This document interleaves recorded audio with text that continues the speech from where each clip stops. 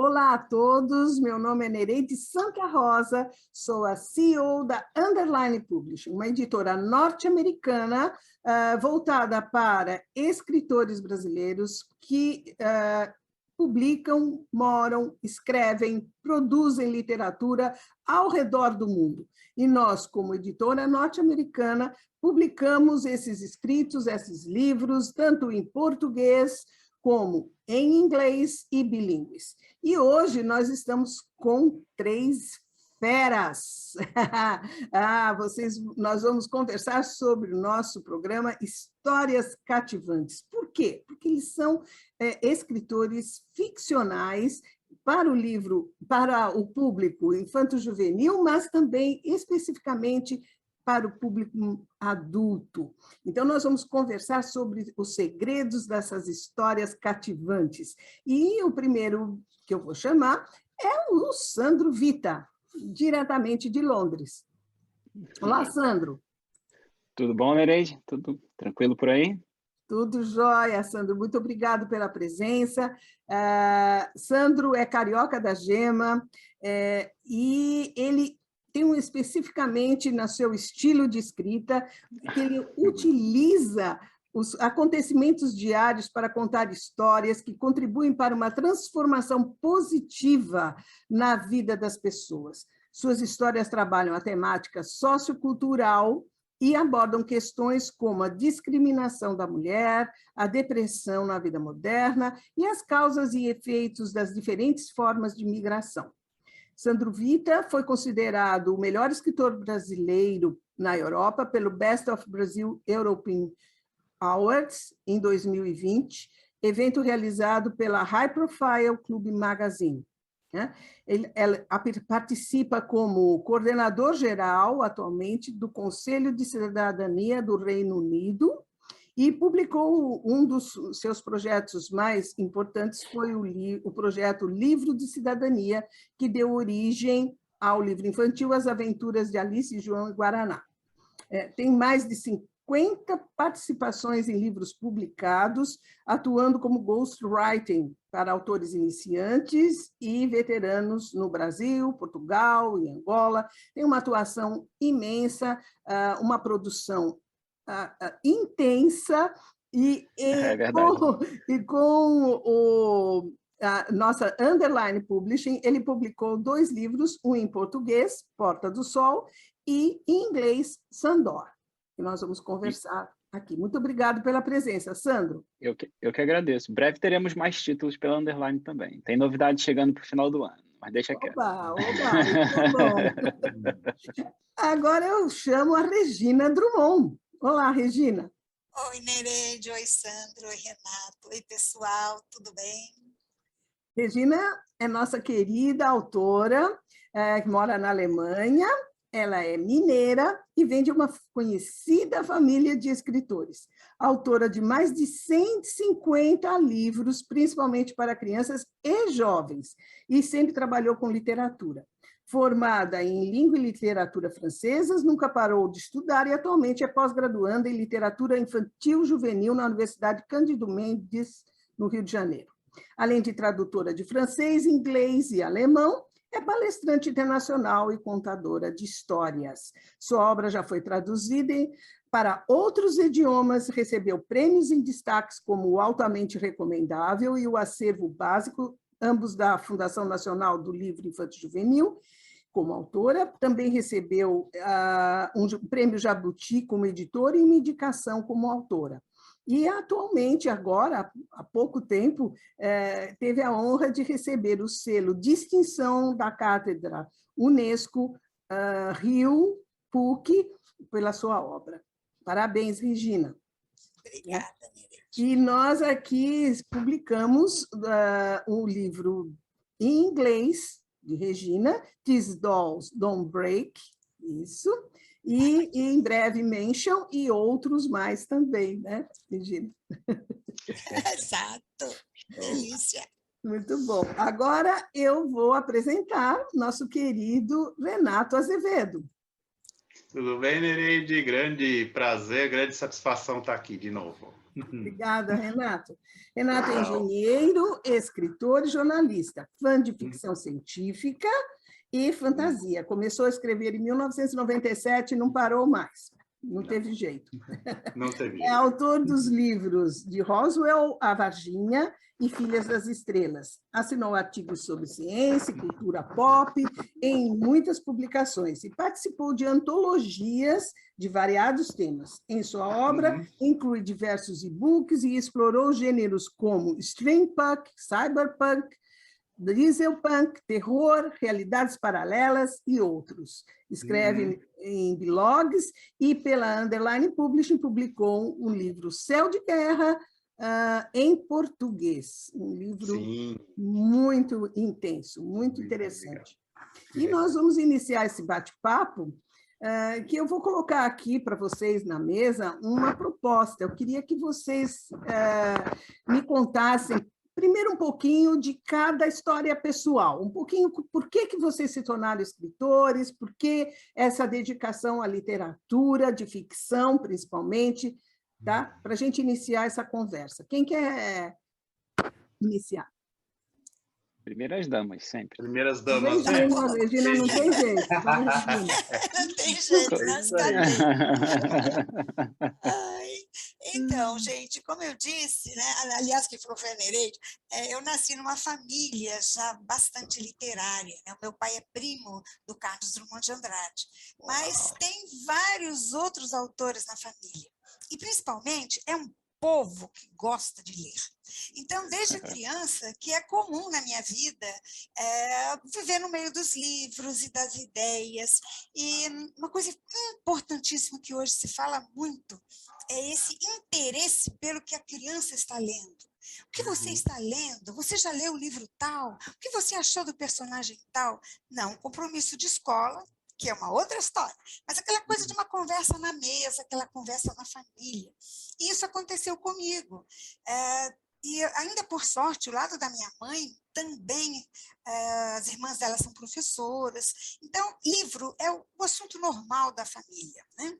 E isso é uma coisa maravilhosa, faz com que a gente cresça muito e se interesse, porque é uma delícia fazer propaganda de livro e, melhor ainda, ouvi-la, porque a gente vai correndo atrás do livro. Quando fala assim, estou lendo um livro tão legal, você já se interessa na mesma hora. Né? Então, eu nasci nesse meio. E como também convivi muito com autores, eu queria ser escritora, desde pequena, porque eu achava aquilo muito chique. Era por isso, primeiro era por isso. E também porque eu gostava de ler e escrever muito, desde pequena. Eu escrevo desde antes de saber escrever. Eu falava para minha mãe assim, escreve aí para mim a poesia que eu acabei de fazer. Uma conversinha desde pequenininha. Que legal. E ela anotava, e desde que a minha memória alcança, que eu olho para trás, assim, eu só me vejo cantando, dançando e declamando poesia na frente do espelho. Eu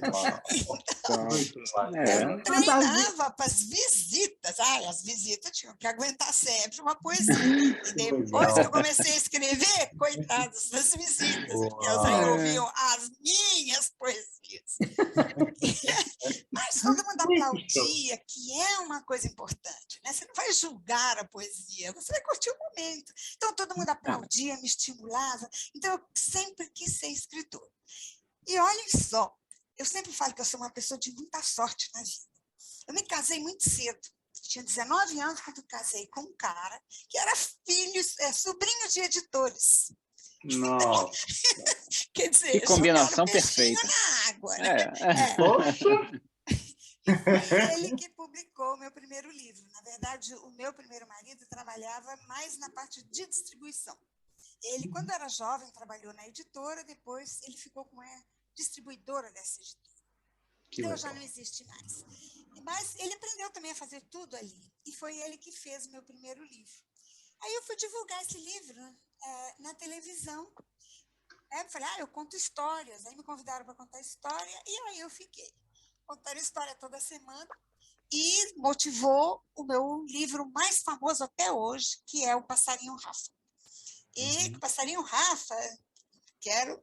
Não devia estar falando isso, mas vai fazer 40 anos. Tá? Caladinho. Graças a Deus, faz sucesso até hoje. É um livro incrível. Até hoje é um livro amado. E as pessoas conhecem e passam para os filhos. Então, ele já está em outra geração. Eu recebo muito e-mail desse pessoal. Eu adorava o Passarinho Rafa, comprei para o meu filho. Então, é uma coisa assim maravilhosa.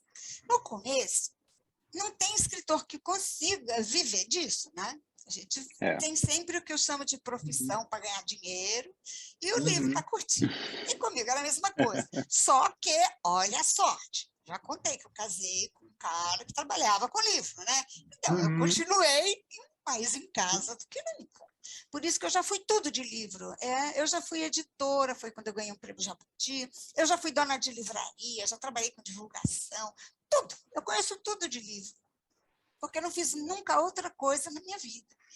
E aí eu fui crescendo, esse meu livro, Passarinho Rafa, foi para melhoramentos, e eu fazia outras coisas e escrevia meio como hobby.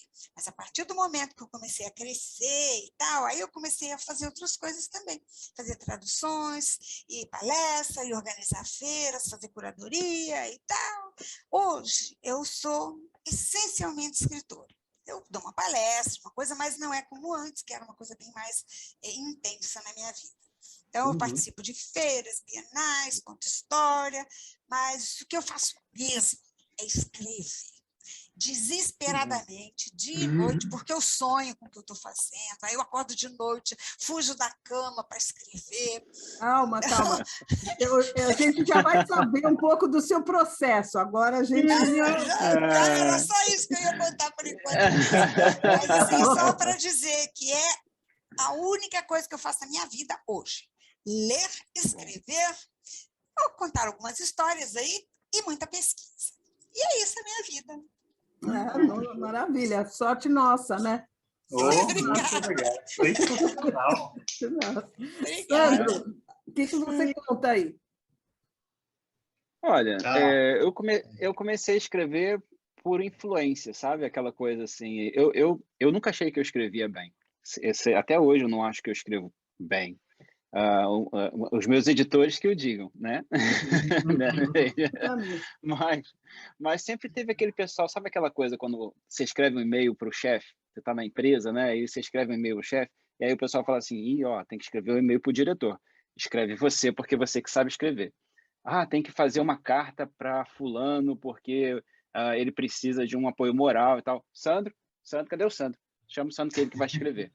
Sempre que tinha que fazer alguma coisa escrita, era o Sandro. Na escola, era a mesma coisa. Tem que fazer aquele trabalho escolar, sabe? Aquela coisa, né? Que 5 participantes, 2 trabalham, 3 ficam encostados. Então, era o Sandro que ia escrever, né? Às vezes a pessoa editava para mim e eu ficava, não, essa palavra não fica legal.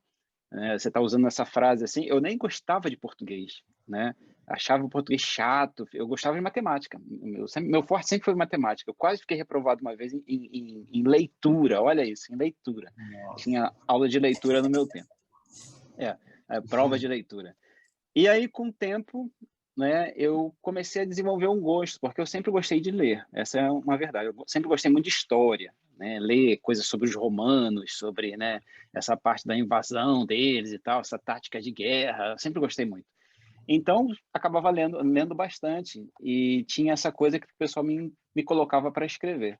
Até que, quando eu saí de uma empresa grande que eu trabalhava e eu tinha que investir em alguma coisa, eu falei, vou escrever um livro. Aí eu escrevi um livro que tinha mais ou menos 340 páginas, ia se chamar O Senhor dos Ventos. E aí eu estava muito contente com a história, e aí eu tive que me mudar para Portugal. Por uma série de fatores, eu saí do Brasil e fui para morar em Portugal. E aí eu falei assim, não vai te escrever, não é comigo não. Vou ganhar a minha vida como eu tenho que ganhar, porque não vai dar dinheiro isso, não vou conseguir vender livro, história não é para mim. Fui. E continuava o pessoal falando, você tem que escrever livro, larga isso, vai escrever um livro. E aí, eu, conversando com um super amigo meu, uma pessoa que se tornou muito importante na minha vida, falou o seguinte, olha, por que você não escreveu o seu livro ainda? Aí eu falei, olha, eu não tenho uma história legal para contar. Ele falou, como não? A sua história é uma história fascinante. Toda vez que eu venho aqui, ele é turco, né? Ele era da Turquia. Faleceu de Covid recente, inclusive. E ele falou, olha, sua história é uma história fascinante, sua, da sua esposa, por que você não transforma isso numa ficção e põe para vender? Tenho certeza absoluta que todo mundo vai gostar, que toda vez que eu venho aqui, a gente tem amigos ao redor, todo mundo quer saber dessa história sua. Põe isso no papel. Aí eu fiquei com aquela coisa na cabeça e eu falei, vou tentar. E aí surgiu o Porta do Sol, que foi, né, a minha inspiração. Tem aqui um pouco do relato diário, mas também está emoldurado, né, em um monte de ficção para poder esconder um pouco dos fatos que aconteceram de verdade, né? Então, dali para lá, eu meio que tomei gosto. Escrevi, deu certo, aí escrevi mais um, deu certo, aí teve alguém que me pediu, Sandro, escreve para mim que eu quero contar a minha história. Vamos lá, vou sentar e vou escrever. Você me conta no gravador, né? Hoje em dia não tem mais gravadora, no telefone, no WhatsApp, né? Manda a mensagem no WhatsApp, eu ouço e vou dando formato para aquela história. Né? Às vezes coloco dentro de uma narrativa criativa, às vezes eu coloco dentro de uma narrativa direta, como ele está me contando mesmo, né? Bem como um documentário, ou às vezes como uma biografia, né? Depende do que a pessoa quer. E tô aí, né? Já vai para 8 livros. Eu consegui passar um livro recente para a Netflix, a história, não o livro, mas a história para a Netflix. Tá em vias de a gente fechar um bom contrato. Vamos ver se daqui a um tempo eu fico igual a Regina, né? Podendo só escrever, sem fazer outras coisas, escrever e ler, que é a coisa mais gostosa do mundo. Mas o meu processo de chegar até a escrita foi esse. Foi o pessoal que me empurrou mesmo. Eu nunca pensei que um dia eu fosse falar assim, eu sou escritor. Nunca pensei. Se você me perguntasse isso há 15 anos atrás, eu jamais diria isso para você. Porque eu venho de uma área de tecnologia, né? Todo um background de IT. Então eu ia falar, não, vou trabalhando no Google, vou trabalhando, sei lá, na NASA. Mas eu nunca ia dizer que é escritor. E hoje eu tenho um orgulho danado, um carinho gigantesco. Essa coisa do prestígio que a Regina falou, né? Rapidamente vou contar uma história. Eu fui abrir uma conta assim que eu cheguei aqui no Reino Unido, né? E eu já tinha o livro Porta do Sol e o Liz, né? Um outro livro. E aí eu fui abrir a conta e o gerente falou, faz o quê? Eu trabalho com IT. Aí, tá, olha, aqui tem esses formulários, é super difícil de abrir a conta, tem isso, só posso te dar a conta mais simples. Botou um montão de empecilho, né? Aí ele falou, o que você disse que você era mesmo? Eu falei, olha, eu sou escritor. Aí ele parou assim, mas você disse que era engenheiro de IT? Eu falei, não, eu sou escritor e engenheiro de IT. Aí ele, escritor de quê? Juro para você, por tudo que é mais a minha esposa estava do meu lado, ela testemunha ocular e tudo, né? E aí ele falou, mas escritor de quê? Eu falei, ficção, né? História de ficção, novels, né? Fiction novels e tal. Aí ele, poxa, você tem um website? Eu falei, tenho. Aí ele acessou na hora lá, o website e falou, uau, você quer ter uma conta Silver? Eu posso te oferecer também uma conta Diamond. Juro por tudo que é mais sagrado. Você pode ter uma conta... Podia ser assim no Brasil, viu? Ia ser bom. Mas eu sou uma pessoa que, assim, é claro que eu gostei do privilégio, mas eu questiono. Eu sou muito direto, muito transparente nisso. E aí eu perguntei para ele, peraí, mas há 5 segundos atrás, porque eu te disse que eu era engenheiro em telecomunicação, né, em TI, tecnologia da informação, você me colocou um monte de obstáculo. E agora, só porque eu sou escritor, você vai me dar uma conta Diamond, Golden, blá, blá, blá, Silver? Por que mudou ele?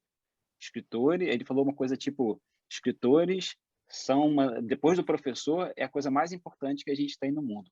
A minha família tem alguns escritores e são eles que deixam a história, eles que marcam o legado da humanidade. Tudo que a gente aprendeu tem um livro. A gente não tem como aprender alguma coisa se não tiver escrito. A outra geração não consegue acompanhar, tem que estar escrito em algum lugar. Aí eu fiquei assim, falei, aí ele completou, ele falou, olha, você tem uma ideia? Até Deus precisou escrever para poder ensinar para a gente como é que funciona. Então, eu respeito demais o escritor.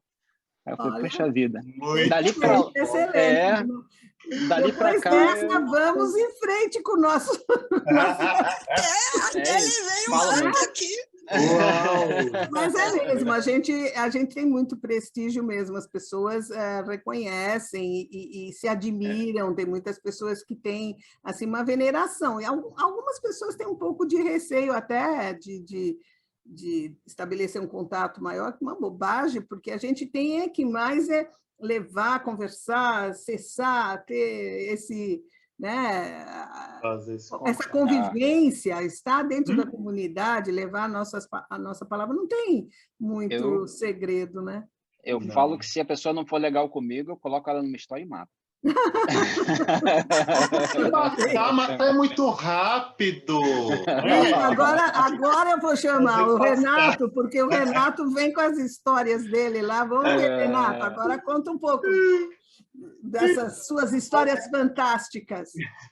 Como o Sandro também, eu não tive a sorte da Regina, né? Já ser encaminhado, né? Mas eu sempre li desde a infância quadrinhos Disney, né? Essa prateleira aqui é toda de Disney. Aí, aos 10 anos, inclusive, eu li Cosmos, do Carl Sagan, que está bem aqui.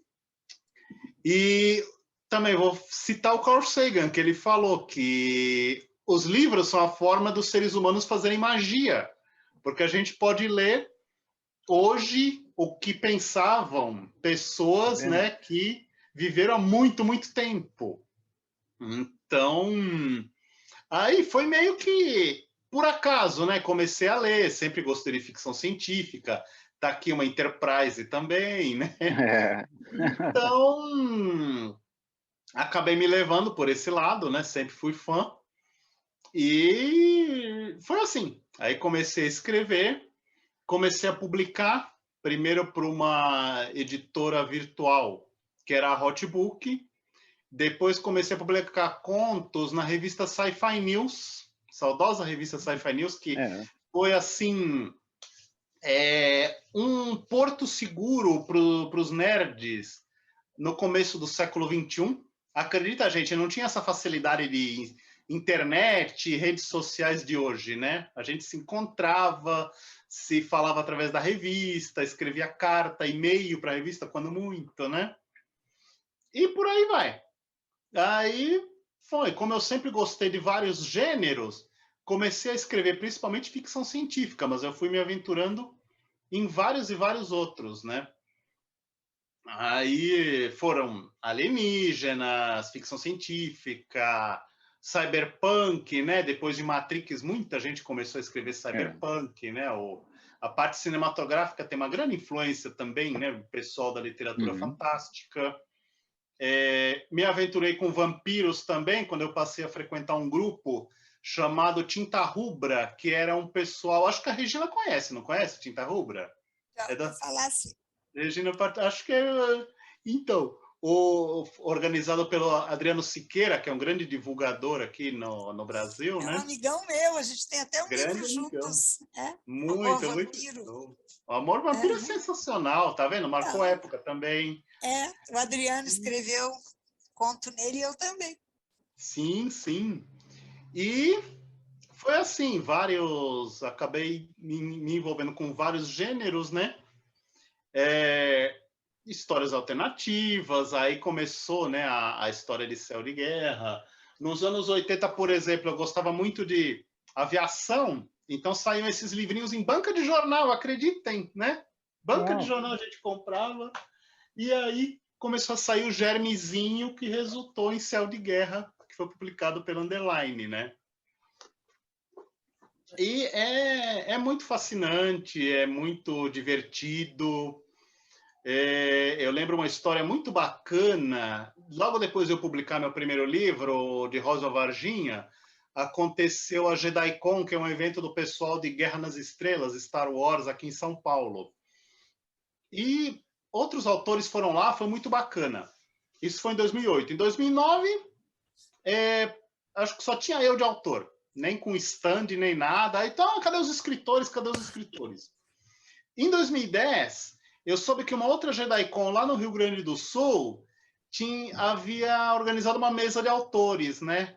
Eu falei com o pessoal do Conselho Jedi São Paulo, que são todos meus amigos, vamos fazer alguma coisa tal. Ah, chama eles então, você que conhece, né? Vamos lá chamar e tudo mais. No fim, ficou bem na entrada do evento, que era numa faculdade, uma baita mesa super comprida, várias antologias, vários livros foram lançados no evento, todos venderam, né? Foi muito gostoso. A gente foi falar no palco da JediCon, que também foi épico. Então foi muito, muito legal, né? É pena que tem faltado, né, espaço ultimamente, né, com todo esse problema da pandemia e tudo mais, tem faltado espaço, né? E grandes eventos e tudo, a Bienal, a CCXP, de repente, poderiam, quem sabe, abrir mais espaço para os autores, né? Mas a gente vai Essa, lutando, divulgando e sem deixar de escrever, né, também. esse processo de escrita dos seus, como é que vocês desenvolvem, né, esse processo, se é para as suas histórias se tornarem cativantes, que é isso que a gente quer, né? Que o leitor se interesse, que o leitor queira ir até o fim no livro, que queira conhecer todos os detalhes e não pare de ler. Então, essas histórias cativantes, eu sei que os três aqui publicam histórias cativantes, eu tenho essa informação. Agora, eu quero saber que vocês contem para os nossos ouvintes, né, os segredos dessas histórias cativantes, como esse processo acontece para que o leitor fique tão envolvido na sua narrativa. Alguém começa? Fala você, Sandro, olha aí, já você... Ok. Bom, deixa eu falar então. Bom, assim, como você narrou um pouquinho antes, né? Eu uso muito o dia a dia, né? Eu gosto muito da abordagem tipo de escrita, né? Por exemplo, do Dan Brown, que ele se vale de acontecimentos, fatos históricos, fatos que de repente a gente percebe em algum lugar, né? Ou no próprio decorrer da nossa vida, e ele traz isso para uma temática própria, como o Código da Vinci, por exemplo, né? Aquele inferno ou Anjos e Demônios. Ele relaciona coisas que aconteceram de verdade, né? E aí ele meio que distorce de uma certa forma, mas conduz o leitor para o que ele quer. Eu gosto muito disso. A única diferença que eu vejo é que, da minha parte, eu utilizo pessoas, experiências reais, para dar uma identidade para a coisa. Então, quando o leitor começa a entrar na história, eu recebo várias vezes, mas muitas mensagens falando: eu já passei por isso. Isso já. Eu sei o que você está falando, eu vi isso. O Porta do Sol mesmo, né? Ele se passa uma parte no Brasil, né? Depois ele vai para Portugal, e aí tem passagens em Praga, né? Na República Tcheca, em Londres, na França. E o que eu recebo de gente dizendo que foi nos lugares, né? Que tem uma parte que o personagem principal, Alexandre Natani, vai resolvendo mistérios, né? Pistas, ele tem que cumprir umas missões nesses lugares, ele encontra com outras pessoas lá e tal. É bem assim, organização secreta e tal. E o que eu recebo de gente falando: olha, estive no lugar onde o Alexandre Nathan quase morreu. Estive no lugar onde o Alexandre Nathan... Eu acho que o guarda que estava lá, ele faz parte dessa organização secreta, porque eu falei com ele e eu vi um símbolo, ele tinha uma tatuagem no braço. Você sabe que outro dia passou uma série na TV que a tatuagem se mexia. Aí a minha filha falou assim: olha, é do livro do Sandro. Estão copiando a minha ideia. Estão copiando a minha ideia. Quero o direito autoral. Isso é um detalhe, por exemplo, que você está falando, é uma coisa que eu observei: como é que eu posso trazer uma característica nova dentro de uma coisa que já existe. A tatuagem a gente utiliza como uma forma de identificar as personagens, as pessoas, né? Tem uma relação muito próxima das pessoas com as suas tatuagens. Mas eu queria dar uma inovada, queria uma coisa que chamasse, cativasse realmente o público. Uma coisa que nunca acontece, e eu me pergunto isso muito quando eu estou escrevendo, é: e se? Né? E se o personagem fizesse? E se a história fosse isso? E aí eu fiquei com uma coisa: qual é a característica que eu vou colocar que é comum a todas essas pessoas que são especiais e que pertencem a essa ordem secreta, né? Aí uma tatuagem já está manjado, né? Todo mundo usa tatuagem. Um anel, todo mundo usa anel hoje em dia. Cordão, o que vai ser? Aí eu vi uma pessoa com uma tatuagem na minha frente e a pessoa fez a tatuagem aqui, nessa parte aqui do cotovelo, e era tipo um besouro. E ela ficava fazendo assim, parecia que o besouro estava batendo asa.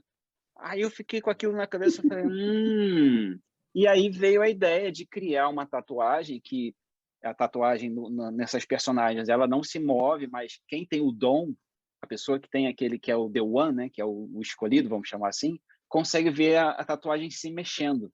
se movimentando pelo corpo da pessoa como se tivesse vida, né?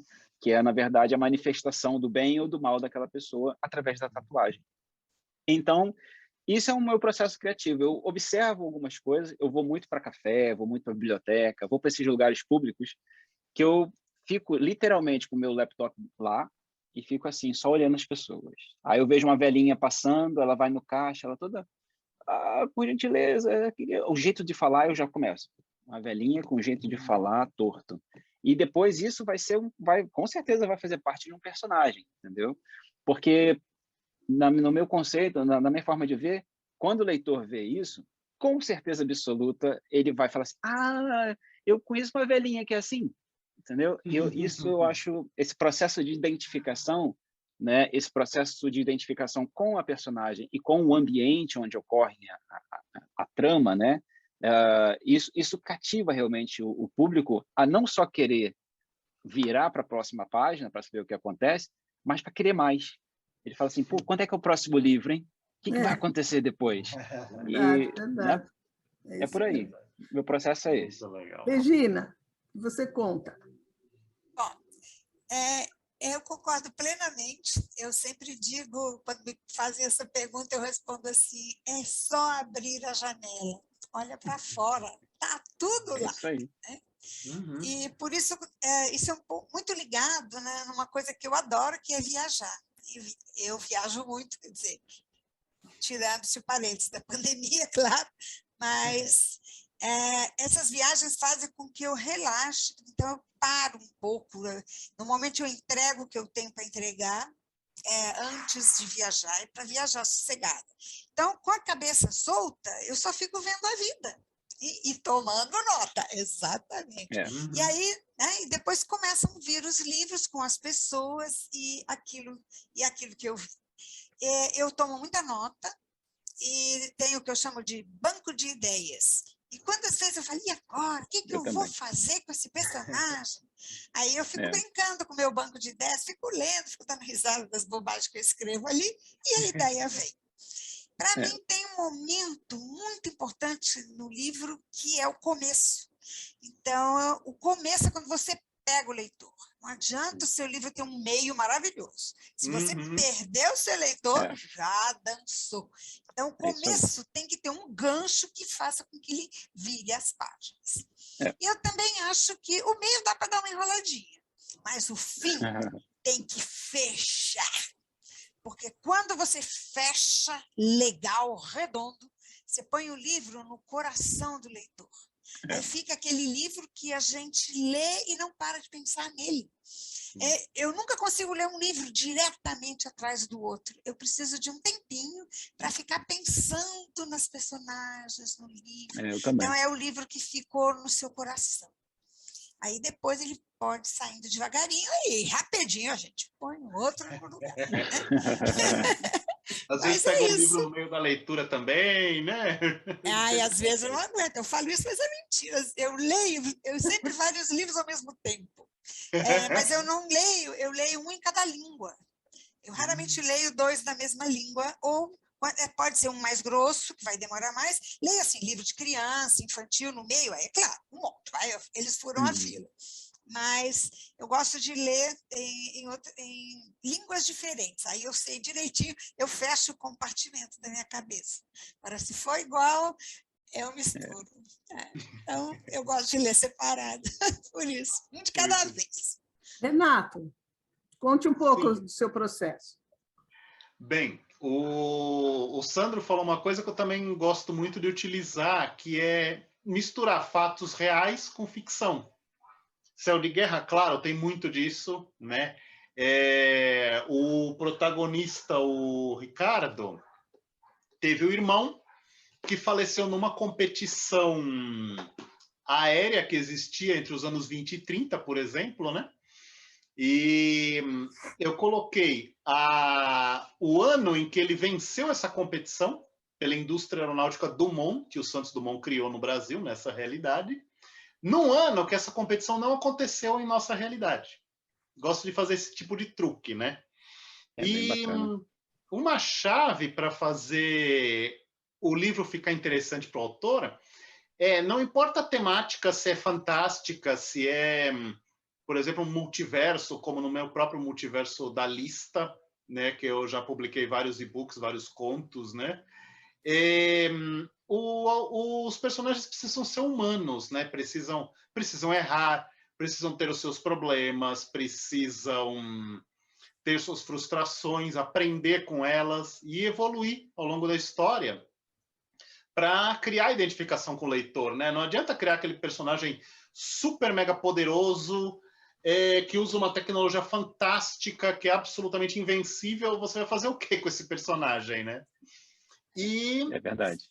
E criar, procurar observar, né? Como a Regina falou, observar o mundo. Uma vez eu estava num consultório do oftalmologista e eu reparei num quadro na parede que tinha uma praia e um oceano e um céu, assim, com múltiplas cores. O oceano parecia um espelho. Aí daí eu fiquei pensando.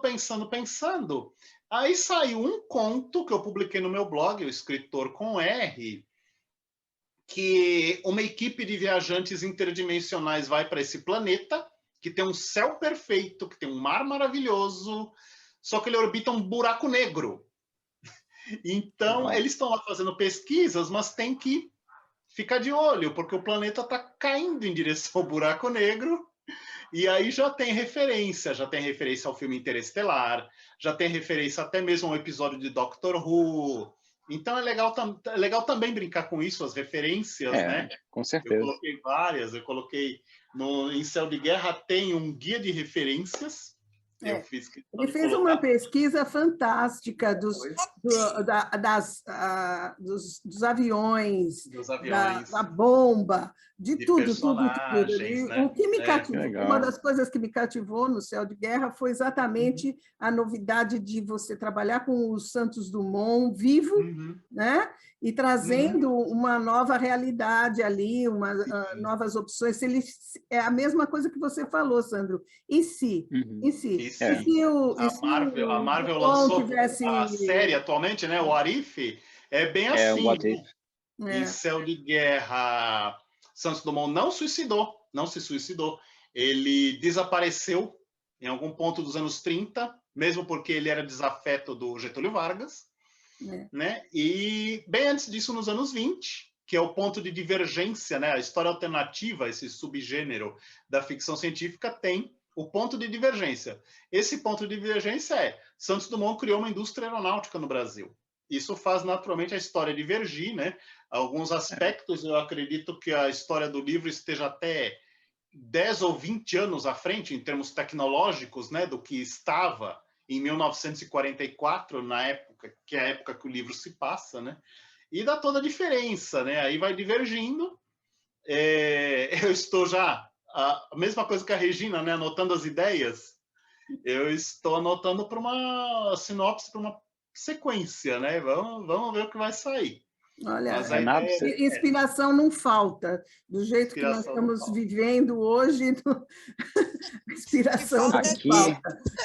Eu acho assim, a gente tem essa conversa entre o que é ficção, o que é realidade. Parece que, pelo que a gente nota, que vocês comentaram, como é tão tênue essa divisão, praticamente quase inexistente, né? Porque vocês transformam a realidade numa fantasia, mas a fantasia também influencia na realidade. Então, é uma conjunção que a arte de escrever, né? Permite. É uma representação da realidade, é como uma pintura, como uma música. A literatura é assim, você vai construindo o texto, seu personagem vai se transformando, né, Regina, como você falou, ele vai conquistando o percurso do herói, né? O herói que vai se transformar. É difícil fugir da jornada do herói. Não é que a jornada do herói é uma regra fixa, não. Você precisa entender a jornada do herói, porque todos nós, as pessoas estão, cada uma em sua própria jornada do herói, né? É como o ser humano funciona. Então, você entendendo isso, você vai poder criar um personagem mais cativante, que o leitor vai se identificar mais, né? Quantos já não se identificaram com vilões, com anti-heróis, né? Sim, mas o vilão é fascinante. Com certeza. Nossa. É muito bom escrever o vilão. Eu uma vez resolvi escrever um livro e convidei a Rosana Rios até para a gente fazer junto. Olha. E eu falei para ela, chega de guerra, chega de briga, livro é só problema, vamos fazer um mundo, assim, um mundo bacana, onde todo mundo é feliz. Nós quase matamos nossos leitores de tédio, porque não acontecia nada. Tem que ter o conflito, né? Se não tem conflito...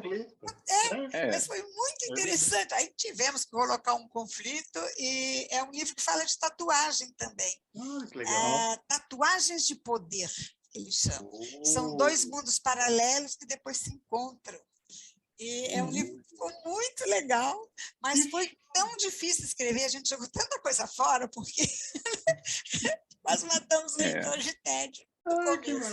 Eu lembro quando eu fiz o curso de roteiro no Senac, aqui em Santo Amaro, com o professor Vinícius Del Jimenezes, abração para ele. E aí, o objetivo era sair um roteiro de curta-metragem de 5 minutos. Aí, eu queria fazer um de ficção, claro, né? Mas aí eu imaginei um outro de um justiceiro no sertão, que tem como missão de vida matar os coronéis. O pessoal gostou tanto, mas tanto, você tem que escrever o roteiro desse filme. E aí, quase um Tropa de Elite do Nordeste. Eu fiquei escrevendo esse roteiro, tá registrado, agora é achar, né? Maravilha, maravilhoso. Mandar e tudo mais. É a segunda etapa, né? É a segunda etapa. Você falou da jornada do herói. Eu gosto muito de quando o pessoal faz uma comparação da jornada do escritor. Quando eles usam a jornada do herói, assim, com o olhar do escritor, para que, né, você consiga acompanhar esse ciclo, que você entenda. Você falou de entender essa jornada. E às vezes é bem complexo, né, a gente conseguir usar a realidade e adequar vice-versa, né? A realidade para a jornada e a jornada para a realidade. É incrível como as nossas vidas muitas vezes passam por uma jornada, né? Como escritores, principalmente. É bem interessante isso. Eu falo muito para os meus amigos, né? Não acreditem em nada que eu fale, que eu sou uma mentirosa profissional. Vive disso, né? Nem eu mesma sei se eu vivi ou inventei. E elas se misturam. Uma vez eu fui para a Turquia e mandei um e-mail contando, inventei uma história lá, aquelas coisas básicas de Turquia que sempre acontecem nesses países árabes, que alguém quer te comprar, né? Então, um sheik queria me comprar para levar para o harém dele, e aí eu falava que não quero, e ele subiu o preço, e, enfim. Eu escrevi um textinho e mandei para o povo. Vocês acreditam que todo mundo acreditou? A minha filha falou para mim assim, mãe, mas acontece cada uma com você. Se a escritora falou, é verdade. Se a escritora falou, é sagrado. Eu não pude desmentir a história, ficou verdadeira. Depois eu pus num livro, amor.com. Já passou gente no metrô aqui de Londres, brasileiro, né, principalmente, passou no metrô de Londres, passou uma vez me olhando assim, sabe? Aí eu falei, você é assaltado, né? Aí passou de novo me olhando. A terceira vez, a quarta, a quinta. Aí a pessoa veio, me olhou assim, bem de perto. Aí eu já estava pronto para dar um murro, né? Carioca, né? Eu falei assim, pô, não vai roubar minha pasta, não. Aí ele me olhou assim e falou, você é um Illuminati. Aí eu falei assim, quê? Né? Eu fiquei assim, tipo, você é um Illuminati. Eu li o seu livro. É verdade que você faz parte de uma seita secreta? Aí eu, meu Deus. Eu falei, não, é ficção, cara, calma. Não pode falar isso, não. Não desiluna esse leitor. Não, juro pra você. Faço sim, mas não conte pra ninguém. Nossa, mas aí não é mais secreta, né? Não é mais Você tinha que ver. Ele falou isso em inglês. Ele era um brasileiro, mas ele falou isso em inglês, e o vagão do metrô todo assim, sabe? Tipo, what? Eu não fala alto. Olha, é muito legal, né? Eu acho fundamental que você mantenha essa aura com seus leitores. Uma vez, eu não vou dar o nome, não, porque vai ficar chato, mas é um cara grande que escreve sobre vampiro. Eu assisti uma palestra dele e ele começa a palestra assim: gente, vamos deixar uma coisa bem clara: vampiros não existem. Depois a gente foi jantar, eu falei para ele, eu falei, olha, Quebrou a eu magia, acho né? que você quebrou a magia, né? É. O povo tá pensando que você almoça e janta com vampiro por dia. É assim que Bebe tem que ser. sangue, né? Não posso misturar as duas coisas. Falar, pois para mim, olha, funciona Não, muito. É assim, porque você acreditou, passou a ser verdade. Olha só. Sabe, que chega aquela hora que nem eu mesma sei direito A o que Regina, aconteceu. o livro que a Regina publicou com a gente são contos, né? Regina, mostra um pouquinho aí o seu livro que nós publicamos. São vários contos sobre mulheres. E são contos, assim, eu gosto demais de surpresa no final. Eu não posso contar assim muito, né? Só posso fazer propaganda do livro, mas é difícil falar quando a gente sabe o fim, né? Eu gosto muito de ter uma surpresa. Então, você imagina e chega no fim não é nada daquilo. Aí dá aquele... E aí o livro fica dentro de você, né? Esse conto aqui, A Boneca de Porcelana, é uma história muito maluca sobre um tema que as pessoas não conhecem muito e que eu sou completamente fascinada, que é a plastinação. Vocês já ouviram falar na plastinação? É um método desenvolvido há alguns anos atrás pelo... como que ele chama? Eu esqueci o nome dele. Ginta, ele é da faculdade da Universidade de Heidelberg. Ele tira toda a água do corpo e fica maleável, sem cheiro, e ele, então, monta em posições que ele quiser, e mostrando tudo por dentro. Então, tem um corpo inteiro sem pele, aí você vê todos os músculos. É uma coisa fascinante. São corpos de verdade. E o meu marido não passa nem na porta dessa exposição. Eu já vi 4 vezes. Eu sou completamente fascinada. Maravilhoso. E eu usei essa ideia no livro. E é a história de 2 garotas que eram muito amigas, e uma recebe uma mensagem da outra, e se perderam no tempo. E uma recebe uma mensagem da outra. Só que é uma fita cassete. O que eu faço com isso, meu Deus do céu? E ela precisa, então, dizer, a hora que ela recebe, ela já começa a lembrar o passado, né? Aí ela vai achar alguém que tenha um gravador para ouvir aquela fita. Então ela precisa atravessar a cidade e vai pensando na outra e lembrando os tempos dela. E no fim, essa garota casou com um cara que, na minha imaginação, é esse Dr. Ginta, né, que eu falei, que mexia com essa plastinação. Depois ela conta como que isso funciona e tal, mas não posso contar o fim total. Mas então você fica, eu acho assim fascinante ficar, justamente como a gente fala, buscar outros universos, outras coisas, inventar essas histórias em cima, né? Então, eu curto demais. Gente, a conversa está ótima, mas temos que ir encerrando, Estamos mais de 1 hora aqui conversando. Se deixar, a gente fica aqui até amanhã. Se vocês ainda têm perguntas um para o outro, agora é o tempo. Pode falar. Eu tenho 2 perguntas. Pode fazer. A primeira pergunta é: como é que eu mantenho contato com vocês, né? É sempre importante, toda live eu pergunto isso. Como é que a gente mantém contato? Porque eu acho muito importante os autores, né, compartilharem informação, ter alguém para poder falar, tô com essa ideia, Sandra, aí em Londres funciona assim, eu acho muito bacana isso, né? E depois a Dereide faz a ponte aí para a gente, se for o caso, pelo underline e tal. E a segunda é, o que é corujice? Eu não consigo mais ler. Literária? Literária. É o blog da minha noiva, Márcia. Eu também escrevo. A gente escreve lá resenhas, cobertura de eventos. Quando tinha evento, né? Era bom. Mas resenhas a gente escreve lá e tudo. Legal. Várias outras coisas. A gente tem também o 2 Sobrevoando Por Aí no Instagram. 2 é o número 2 mesmo. Sobrevoando Por Aí. Que a gente vai para lugares, experimenta comidas, etc. Pô, legal. Depois Basicamente. compartilha isso com a gente. Eu ia falar que o seu Sim. livro, por ser um cenário de guerra, de avião, né? A aviação aqui na Europa, muito por conta do pessoal que já, né, tem essa herança de guerra, o pessoal Imagino. adora livros que falam sobre avião, Legal. que falam sobre guerras aéreas. O pessoal tem uma fascinação. Olha, É um ponto muito importante para você aqui na Europa. Não só entendi, aqui em entendi. Londres, né, Reino Unido, Uhum. mas Europa como um todo. É Legal. bem interessante para você. Em 2013, uma prévia do Céu de Guerra, que foi Céu de Guerra, Batalha da Inglaterra, saiu na antologia Retrofuturismo da Tarja Editorial. Quase entrou nesse, né? Mas a Nereide achou que revelava muita coisa e acabou não entrando no Céu de Guerra, né? Como prelúdio. Porque ele ia contar toda a história no início.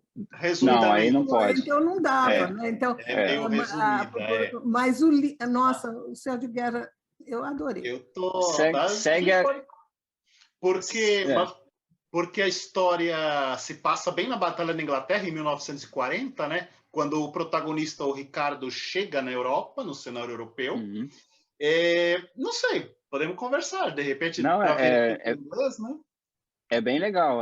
Como eu falei, seria bem bacana. Com certeza o livro vai estar na feira que nós estamos programando em Londres, né, Sandro? Fala aí, Sandro. Se Deus quiser.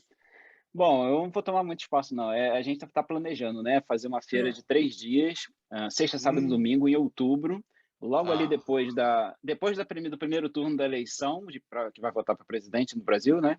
E um pouco antes da feira de Frankfurt, né? Provavelmente dias 14, 15 e 16 de outubro, onde a gente está querendo convidar Deus e o mundo, pelo menos 30 escritores brasileiros, né?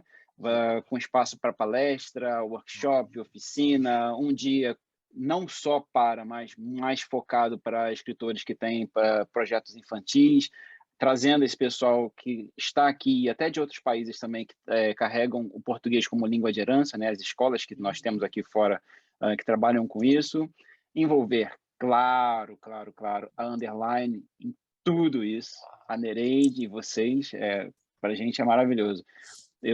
Eu digo, não sei se isso é uma máxima que é verdade, mas eu tenho visto que está quase sendo comprovado para mim. Quando eu falo que, assim, poxa, eu estive num evento, né, online com a Nereide, com a Regina, com o Renato, e olha, a Nereide, ela recebeu um prêmio Jabuti, a Regina recebeu um prêmio Jabuti por editora, e acontece muita gente, pessoal brasileiro, tá? Falar assim, o que é prêmio Jabuti?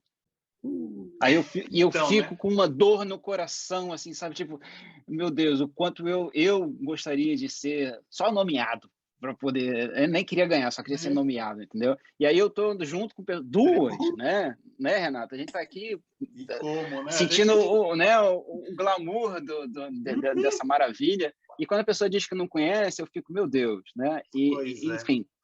Ter isso numa feira, para mim, seria magnífico, sabe? É mágico, poder levar para as pessoas esse universo que a gente vivencia e aproximar mesmo, ter um ambiente de inclusão para que essas pessoas saibam o que é um prêmio Jabuti, sabem qual é a importância do prêmio, saibam como é importante escrever, né? Uma Regina que tem 150, olha só que coisa, 150 livros, cara.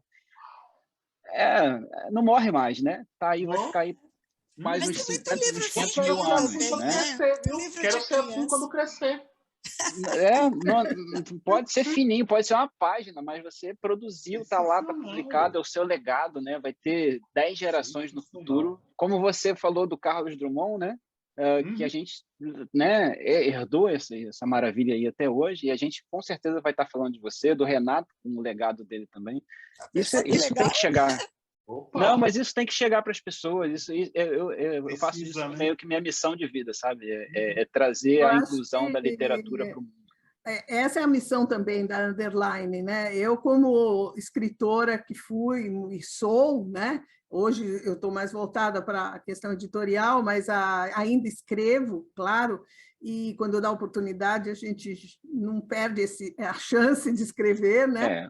E eu também publiquei muitos livros no Brasil, fiz uma carreira com aquilo que você falou, da questão do reconhecimento das pessoas. Aqui eu vim para os Estados Unidos, consegui meu visto de Extraordinary Ability por conta da minha carreira como escritora. Então, isso é um reconhecimento, também foi um outro prêmio que eu recebi do governo dos Estados Unidos. Então, assim, muito especial você ser uma pessoa que escreve e é reconhecida e tem sucesso na carreira. Então, eu quero ajudar o máximo de pessoas, eu quero fazer com que a literatura brasileira esteja no mundo, né? Levando tanto em português, inglês, espanhol, bilíngue, e estamos juntos com vários eventos, depois dessa fase de que não tivemos muitos eventos presenciais, mas agora iniciando uma série de eventos presenciais, tanto com Focus Brasil-New York, onde nós vamos ter a Feira de Livros no Consulado de Nova York, vamos ter em Londres, também estou organizando em Portugal, em Lisboa, e, além disso, outras feiras pontuais. Agora estaremos em Boston, no final de abril, e aí vamos em frente, que esse é o nosso caminho. Eu agradeço bastante a presença de vocês e espero que vocês tenham gostado dessa nossa conversa, que as nossas histórias continuem cativantes. Isso, muito, Nereide, eu adorei, obrigada pelo convite. Um beijo, pessoal, adorei conversar com vocês. A hora que a gente se encontrar, vamos ficar horas papeando. Mais tempo ainda, né? Renato, suas palavras finais? Foi um grande prazer estar aqui com a Regina, com o Sandro, com a Nereide. E é isso aí, histórias cativantes, sempre pensando no entretenimento, nas boas histórias, que o mundo está precisando de boas histórias, né? Histórias que inspirem, e é isso que a gente se esforça para produzir. Isso aí. Regina, sua despedida? Então, obrigada, foi maravilhoso. E vamos escrever histórias que realmente cativem os leitores para que eles também possam ler cada vez mais. Isso mesmo. Tchau, pessoal. Obrigada, Nereide. Obrigada, Renato e Sandro. Sandro. Eu que agradeço. Não, eu não vou nem me estender, vou só falar obrigado mais uma vez, underline, a você, Nereide, ao Renato, Reina, né? Para mim é um privilégio sempre poder estar aqui participando, é impagável esse tipo de coisa, né? Maravilhoso. Só gratidão, muito obrigado mesmo. Obrigada, gente, e até a próxima, então. Agradeço a todos. Um abraço.